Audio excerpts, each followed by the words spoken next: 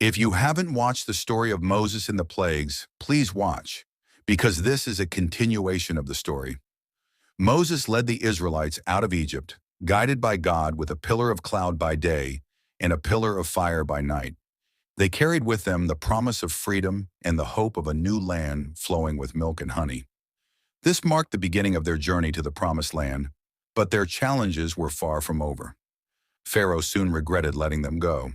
He gathered his army, including chariots and soldiers, and pursued the Israelites, determined to bring them back. When the Israelites saw Pharaoh's army approaching, they were terrified. Trapped between the Red Sea and the advancing Egyptians, they cried out to Moses, "Was it because there were no graves in Egypt that you brought us to the desert to die?" But Moses reassured them, "Do not be afraid. Stand firm, and you will see the deliverance the Lord will bring you today." God told Moses to stretch out his staff over the sea.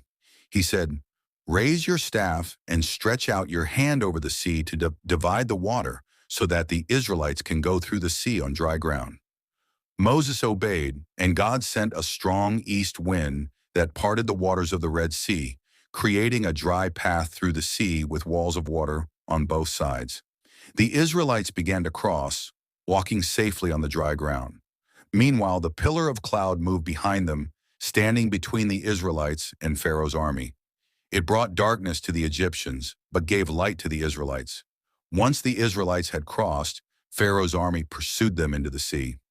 At God's command, Moses stretched out his hand again, and the waters crashed back, covering the chariots, horses, and soldiers. The entire army was destroyed, and not one Egyptian survived.